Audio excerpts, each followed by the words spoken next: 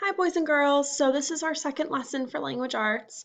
And for this lesson today, you guys are going to be visualizing a scene. You're going to be using descriptive language, and you're going to have to describe the characters, setting, and events. So, to do this, the first thing that you're going to be doing in your think about is to describe your favorite place. So, the reason why you're using what it looks like, sounds like, smells like, and feels like is so that you can try and visualize it yourself. Because if you're able to visualize it, then you're going to be able to use those descriptive words to tell me what you see and what you feel whenever you picture that place. So, today you're going to be reading a tall tale, and a tall tale is a story that is larger than life. And that's an expression that means that it doesn't always say things that are true. So, in a tall tale, somebody might say that they're going to pick up a tree. Now, in reality, if it's a little tree, maybe I could pull that out of the ground. But one of my trees in my backyard, I won't be able to lift that out of the ground no matter how hard I try. But somebody in a tall tale, one arm, they could pick it up. So these are just exaggerations. They use these in tall tales to make them fun and to make them interesting so that you want to read them. So when you guys are reading this tall tale today, so you have your words here, but you're also going to be using that visualizing strategy again. Now, I touched on it a little bit in last week's video, but the whole purpose of visualizing, like I talked about before, is to make that movie in your head. Tall tales have a lot of figurative language. Now, just as a little refresher, some figurative language might be a simile, a metaphor. There's exaggerations, that's some type of figurative language. Anything that's not really there. So there in this text, there's a lot of similes and metaphors in here that really help you make that picture in your head because you can see what they're talking about. So your while reading activity or your triad activity is actually after the text. So make sure that you don't miss it. Make sure you scroll all the way through. And your triad activity today is as you read The Great Man of Nebraska, record details from the text to help you to visualize what you are reading. The first one is done for you. So this one they did, but I'm also going to walk you through this one as well from pages 4 to 5. So for pages 2 to 3, I just want to look first to see what they're going to do. I want to see what they're kind of expecting from me for this visualization. So he said, broad as an ox. It has as in there, so it's a simile. It's a comparison. There were too many people and not enough space. Okay, I'm kind of relating to myself whenever I've been in a room and it's so tight, I kind of feel like I'm claustrophobic, which means you don't feel like you have enough space. You feel a little bit trapped. There were vast open spaces. Okay, this is a contrast. Now I'm picturing myself in a space that's really wide and open, maybe like a field. Like when I take Bailey on a walk, there's lots of fields. So I'm kind of picturing that. Build a house with trees he had uprooted with his own hands. See, there's that exaggeration. He uprooted them with his own hands. It means he ripped them out of the ground. But I'm kind of imagining that. Now, this is a literal picture in my head that I'm making up on my own because I've never seen anyone rip a tree out of the ground with their hands. But I can kind of picture this because I've seen what he looks like in the text, and I can kind of make that up in my own head. He planted an orchard, set up some beehives, and began growing crops. So this again is just helping me to build the whole scene together so I can kind of understand that he's trying to construct almost like a civilization. He's trying to make it home for him. I kind of see what they're expecting from me. They want me to pick things out that I can kind of relate to, that I can kind of see, I can kind of feel, or that I might understand for myself. It's windy out, it's distracting me.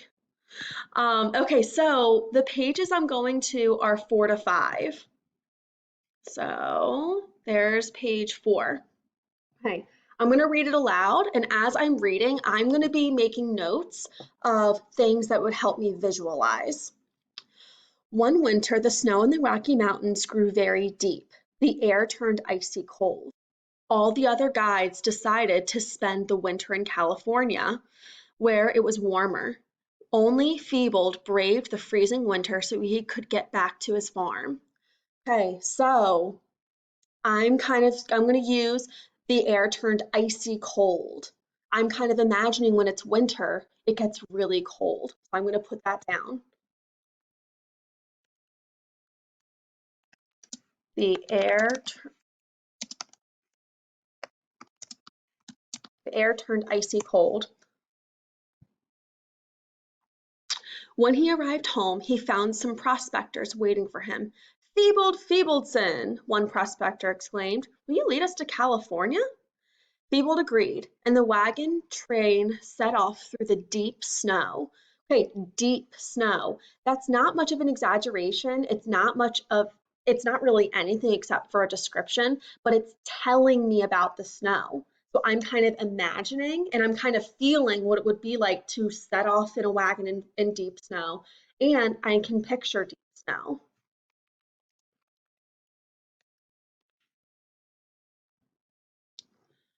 Where was I? Oh, Feeble didn't mind the cold. And I'm kind of guessing on the name Feebled. I'm going to look it up in a minute to see that I'm saying it right. If I'm not, please forgive me. Feeble didn't mind the cold, but they hadn't gone more than a mile while the prospectors said they could not go on. With their teeth chattering, they told Feeble they could not bear the freezing cold, even though they were desperate to get to California. Okay, I definitely have some visualization here with the teeth chattering. I know every single person has had chattering teeth before they've been so cold.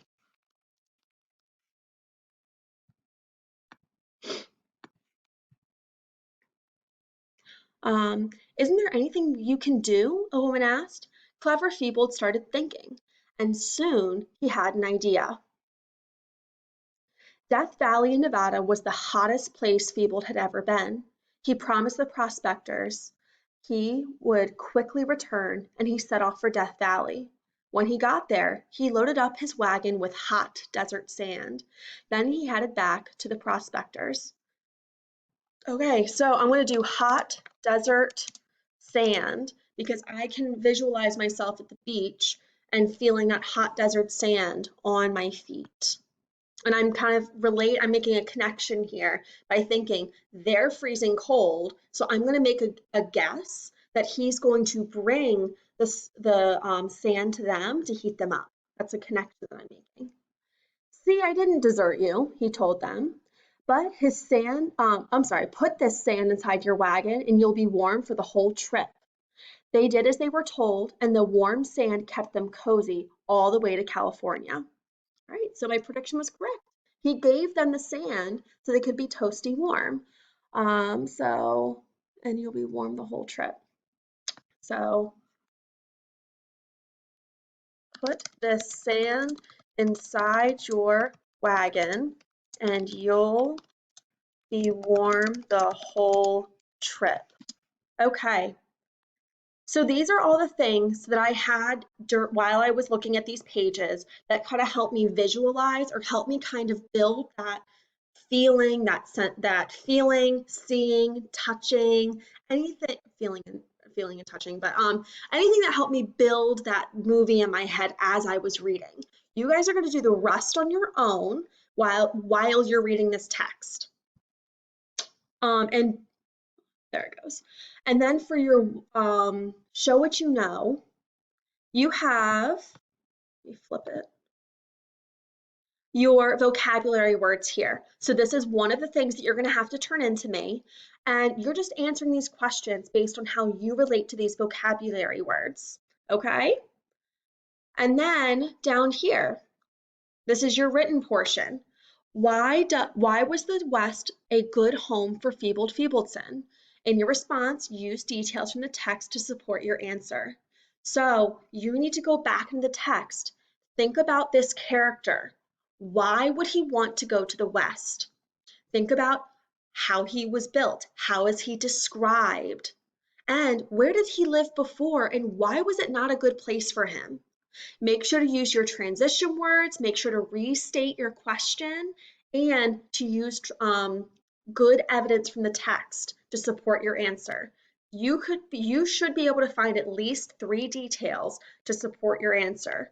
And I would like you guys to also conclude with a concluding sentence so you can really have a nice, well-rounded response this time. Because this is a basic question, so we need to really bump it up with introduction, 3 details, concluding sentence, with all of our bits and pieces that make it wonderful in the middle. Okay? And if you guys have questions, you guys can meet with me during my office hours this week. All right. Bye, guys.